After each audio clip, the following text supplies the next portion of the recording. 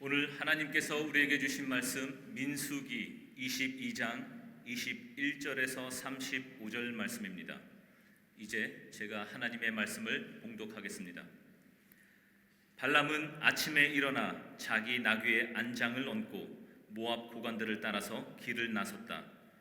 그러나 그가 길을 나서는 것 때문에 하나님이 크게 노하셨다. 주님의 천사가 그의 대적자가 되어서 길에 서서 가로막았다. 발람은 자기 나귀를 탄 채로 있었고 그의 두 종이 그와 함께 있었다. 나귀는 주님의 천사가 칼을 빼어 손에 들고 길에 선 것을 보고 길을 벗어나 밭으로 들어갔다. 발람은 나귀를 때려 다시 길로 들어서게 하였다. 그러자 주님의 천사가 이번에는 두 포도원 사이에 좁은 길을 막았었다. 길 이쪽에도 담이 있고 길 저쪽에도 담이 있었다. 나귀는 주님의 천사를 보자 이쪽 벽으로 몸을 바짝 붙여 발람의 발을 벽에 긁히게 하였다. 그러자 발람이 나귀를 한 대 더 때렸다. 그때 주님의 천사가 앞으로 더 나아가 오른쪽으로도 왼쪽으로도 피할 수 없는 좁은 곳에 섰다. 나귀는 주님의 천사를 보고는 발람을 태운 채로 주저앉았다. 발람은 화가 나서 지팡이로 나귀를 때렸다. 그때 주님께서 그 나귀의 입을 여시니 그 나귀가 발람에게 말하였다. 제가 주인 어른께 무슨 잘못을 하였기에 저를 이렇게 3번씩이나 때리십니까? 발람이 나귀에게 대답하였다. 너는 나를 놀림감으로 여기느냐? 내가 칼을 가지고 있었더라면 이 자리에서 너를 죽였을 것이다. 나귀가 발람에게 말하였다. 저야말로 오늘까지 어른께서 늘 타시던 어른의 나귀가 아닙니까? 제가 언제 이처럼 버릇없이 군 적이 있었습니까? 발람이 대답하였다. 없었다. 그때 주님께서 발람의 두 눈을 열어주셨다. 그제야 그는 주님의 천사가 칼을 빼어 손에 들고 길에 선 것을 보았다.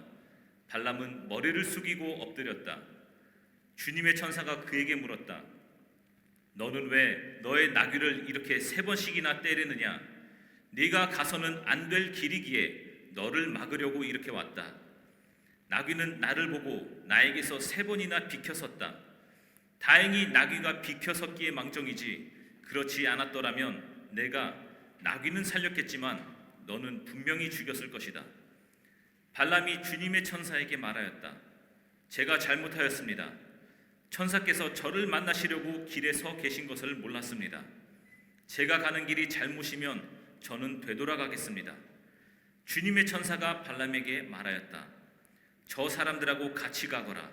그러나 너는 내가 말해주는 것만 말하여라. 그리하여 발람은 발락이 보낸 고관들과 함께 갔다. 아멘. 가나안 땅을 향해 나아가고 있는 이스라엘 백성들은 오랜 광야 생활 끝에 약속의 땅을 목전에 두고 있었습니다. 애굽을 탈출한 지 40년이 넘었고 출애굽을 직접 경험했던 1세대들의 많은 사람들이 광야에서 많이 사망했습니다.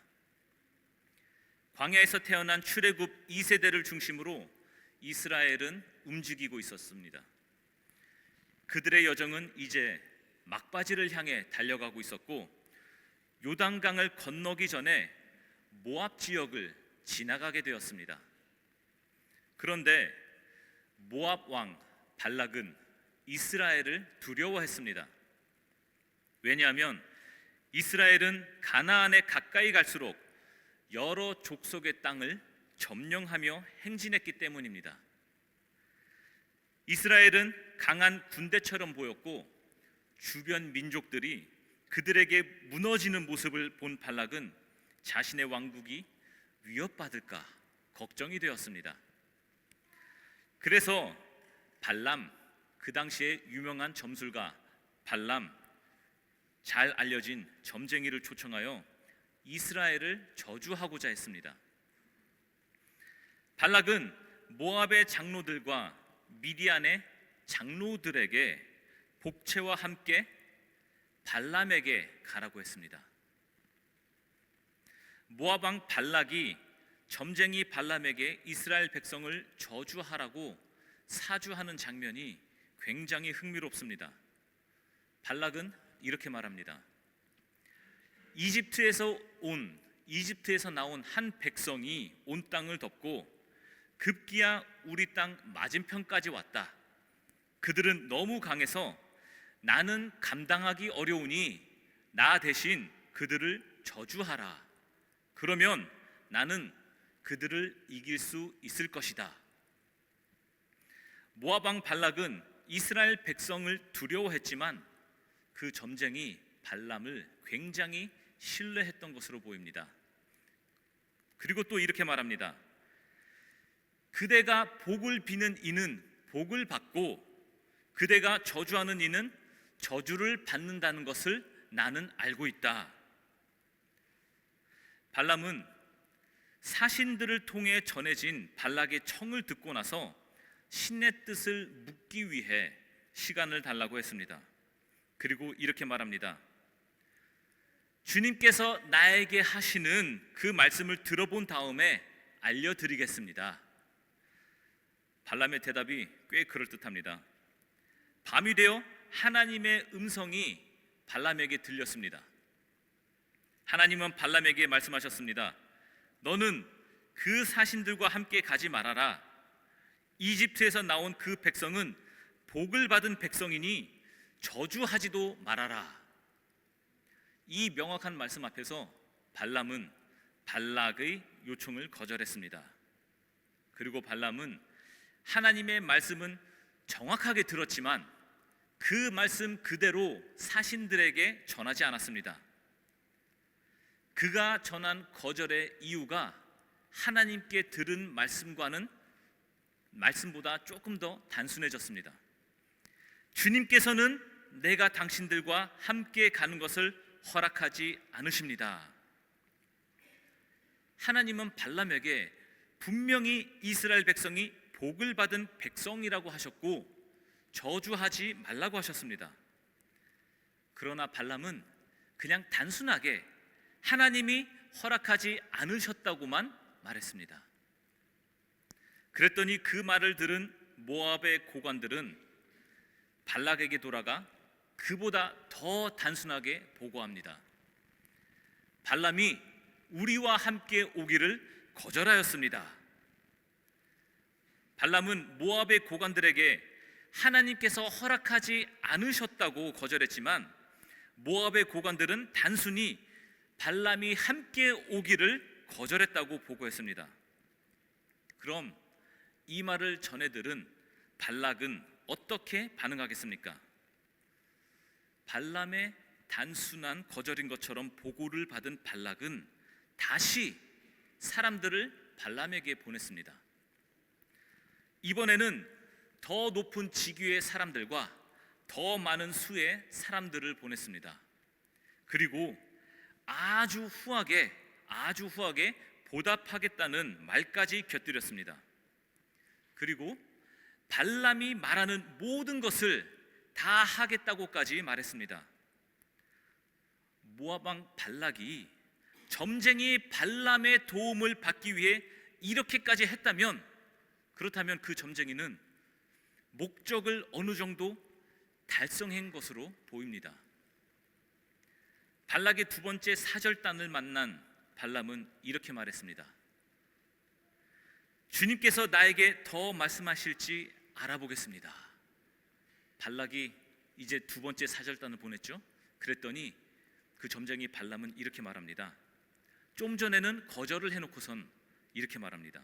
주님께서 나에게 무엇을 더 말씀하실지 알아보겠습니다. 발람의 대답이 조금 변한 것을 알 수 있습니다. 첫 번째 사절단 방문 때는 하나님의 말씀을 그대로 전하지 않고 하나님의 말씀을 축소하며 거절했습니다. 두 번째 사절단에게는 혹시 지금 하나님께서 더 하실 말씀이 있는지 알아보겠다고 합니다. 발람이 고객 관리를 아주 잘하는 것을 볼 수 있습니다. 발람의 이런 태도에도 불구하고 하나님은 그에게 또 오셨습니다. 그리고 말씀하십니다. 이 사람들이 너를 부르러 왔으니 너는 일어나 그들과 함께 가거라. 그러나 내가 너에게 하는 말만 하도록 하여라. 우리가 오해하지 말아야 할 것은 이것은 하나님의 허락이 아닙니다. 그냥 그렇게 하도록 두신 것이고 깨닫고 다시 돌아올 수 있는 길을 열어두신 것입니다. 22절을 보면 하나님은 이 일로 인해 크게 노하셨다고 분명하게 기록되어 있습니다. 이제 발람은 자신의 나귀에 올라 발락을 향해 길을 떠났습니다. 그러나 하나님은 그의 마음이 온전히 하나님을 따르지 않음을 아셨고 천사를 보내 그를 막으셨습니다. 이제 여기서 재밌는 장면이 등장합니다. 발람의 나귀는 길을 가던 중 갑자기 멈춰서서 천사를 보고 길 밖으로 벗어났습니다. 나귀가 길 밖으로 벗어나자 발람은 화가 나서 나귀를 때렸습니다. 나귀는 천사를 봤지만 점쟁이 발람은 천사를 보지 못했습니다. 발람에게 한 대 얻어맞은 나귀는 다시 길로 들어섰으나 천사가 다시 길을 막자 이번에는 벽으로 몸을 바짝 붙였습니다. 그러자 발람은 또다시 나귀를 때렸습니다. 나름 신접한 사람이라고 이름을 날렸던 발람이, 그 당대의 유명한 점술가 발람이 이번에도 천사를 보지 못했습니다. 천사가 나귀 바로 앞으로 가까이 다가오자 나귀는 아예 움직이지 않고 땅에 주저앉았습니다. 발람이 화가 많이 나서 나귀를 3번째 때렸습니다. 이때 하나님은 나귀의 입을 열어 말을 하게 하셨습니다. 제가 주인 어른께 무슨 잘못을 하였기에 저를 이렇게 3번씩이나 때립니까? 성경에 동물이 말을 하는 장면이 2번 나오는데, 한 번은 창세기에서 뱀이 말하는 장면이고, 2번째 장면은 나귀가 말하는 바로 이 장면입니다. 발람은 신을 이용하여 점을 치는 사람이기에 나귀와 말이 통한다고 하여도 그다지 놀라지도 않았을 것입니다.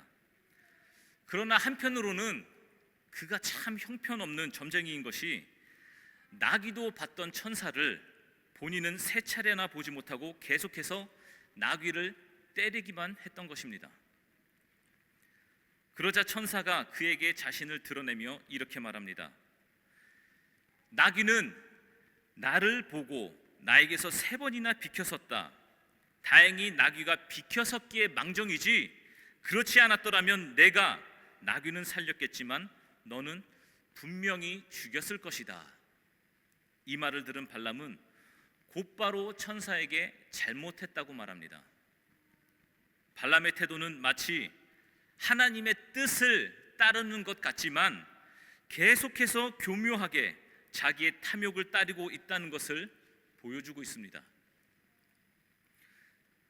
자기의 가는 길이 잘못이라면 가던 길에서 다시 돌아서겠다고 하지만 탐욕의 눈이 멀어 다시 돌아갈 생각이 없었음을 알 수 있습니다. 성도가 기도할 때 이런 기도를 많이 하는 것을 보게 됩니다. 하나님의 뜻이 어디에 있습니까?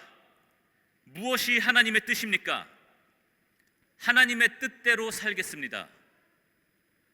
이처럼 하나님의 뜻이 무엇인지 알고자 하는 기도를 많이 하는 것을 우리는 보게 됩니다. 그러나 많은 경우 하나님의 뜻이 이미 밝혀졌음에도 불구하고 그 뜻을 찾아가지 못하는 경우가 있습니다. 하나님의 뜻이 이미 여러 경로를 통하여 전해졌음에도 불구하고 그 뜻을 애써 무시하는 경우가 있습니다. 어떤 때는 지금 이 찝찝한 마음을 가지고 있으면서도 그 뜻이 그런 뜻이 아닐 거라고 애써 부정하기까지 합니다. 마치 발람에게 하나님의 뜻이 전해졌지만 그 뜻을 애써 부정하는 것과 같은 경우입니다. 하나님은 분명히 발람에게 발락이 보낸 사신들을 따라가지 말라고 하셨습니다. 분명히 말씀하셨습니다. 그러나 발람은 탐욕의 눈이 멀어 혹시 이번에는 하나님이 더 하실 말씀이 있는지 다시 한번 알아보겠다고 다시 기도했습니다. 발람이 기어코 발락을 향하여 길을 떠나자 하나님은 천사를 보내어 그 길을 3번이나 막으셨습니다. 천사는 발람을 죽이고자 했지만 나귀 때문에 생명을 잃지 않게 된 것이라고 말했습니다. 천사가 이렇게까지 말했지만 발람은 그냥 그런 줄 몰랐다고 대답합니다. 그런 줄 몰랐습니다. 분명히 막았는데 그런 줄 몰랐습니다. 지금 가는 길이 잘못이면 되돌아가겠다고 합니다. 하나님은 지금 가는 길이 잘못이라고 계속 말씀하시고 계시는데 발람의 대답은 지금 가는 길이 잘못이면 되돌아가겠다고 합니다. 하나님이 충분히 말씀하시지 않은 것입니까? 아니요, 충분히 말씀하셨습니다. 가지 말라고 이미 충분히 말씀하셨습니다. 그러나 발람은 지금 가는 길이 잘못이면 되돌아가겠다고 합니다. 아니, 이럴 땐 어떻게 해야 됩니까? 말해줘도 못 알아듣는데 어떻게 해야 됩니까? 이럴 땐 어떻게 더 얘기해줘야 합니까? 아무리 말해도 못 알아듣는 발람에게 하나님은 이렇게 말씀하셨습니다. 저 사람들하고 같이 가거라. 그러나 너는 내가 말해주는 것만 말하여라. 이것은 가도 된다가 아닙니다. 그가 깨닫고 다시 돌아올 수 있는 길을 열어두신 것입니다. 하나님은 돌아올 수 있는 기회를 주신 것입니다. 복음성가 중에 우리가 잘 아는 주님 뜻대로 살기로 했네라는 노래가 있습니다. 이 찬양은 우리가 신앙의 길을 걸어가며 부르는 고백의 찬양입니다. 그러나 실제로 주님의 뜻대로 사는 것은 결코 쉬운 일이 아닙니다. 인간의 본성은 자신의 뜻을 따르기를 원하고 세상도 우리를 끊임없이 유혹합니다. 그럼에도 불구하고 우리는 주님의 뜻을 따라 사는 삶을 선택해야 합니다. 예수님께서 겟세마네 동산에서 기도하실 때 십자가의 고난이 다가오고 있음을 아시고 고뇌 속에서 하나님께 기도하셨습니다. 나의 아버지, 하실 수만 있으시면 이 잔을 내게서 지나가게 해 주십시오라는 말씀은 예수님조차도 인간적인 고통과 두려움을 느끼셨음을 보여줍니다. 그러나 이 기도는, 중요한 것은 이 기도는 여기서 끝나지 않았습니다. 예수님은 바로 이어서 그러나 내 뜻대로 하지 마시고 아버지의 뜻대로 해주십시오 라고 고백하셨습니다. 이 장면에서 우리는 주님 뜻대로 살기로 했네라는 주제가 구체적으로 무엇을 의미하는지 알 수 있습니다. 예수님은 하나님의 뜻을 따르기 위해 십자가의 길을 걸으셨습니다. 그 길은 고통과 수치를 동반한 길이었지만 그로 인해 인류는 구원의 길로 인도받았습니다. 우리 역시 하나님의 뜻을 따르는 길에서 어려움을 만날 수 있습니다. 아닙니다. 어려움을 만납니다. 우리는 살면서 누구나 걱정을 만나고 어려움을 만납니다. 때로는 우리의 신앙이 조롱받기도 하고 믿음을 지키기 위해 희생이 필요할 때도 있습니다. 그러나 예수님은 우리에게 자기 십자가를 지고 나를 따르라고 말씀하십니다. 하나님의 뜻은 때로 우리가 이해하기 어렵고 고난과 희생을 요구할 수도 있습니다. 하지만 하나님의 계획은 언제나 선하시며 우리에게 최선의 결과를 주십니다. 로마서 8장 28절은 이렇게 말합니다. 하나님을 사랑하는 사람들, 곧 하나님의 뜻대로 부르심을 받는 사람들에게는 모든 일이 서로 협력해서 선을 이룬다는 것을 우리는 압니다. 하나님의 뜻을 따르는 것은 우리의 인간적인 눈으로는 이해되지 않을 때도 있습니다. 그럴지라도 말씀에 의지하여 하나님이 우리를 사랑하시고 인도하고 계심을 우리는 기억해야 합니다. 우리가 주님 뜻대로 살기로 결단할 때 그 길은 쉽지 않을 수 있습니다. 하지만 예수님께서 겟세마네 동산에서 기도하시며 하나님의 뜻을 따르신 것처럼 우리도 예수님을 본받아야 합니다.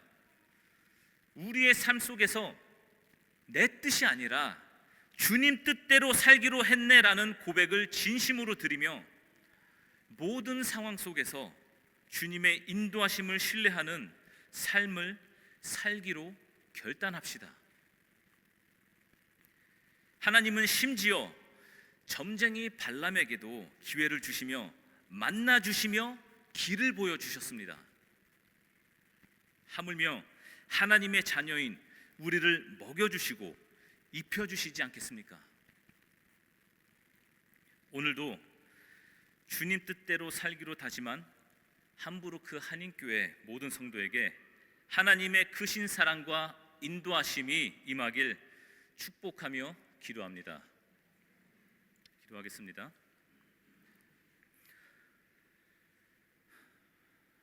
하나님 감사합니다.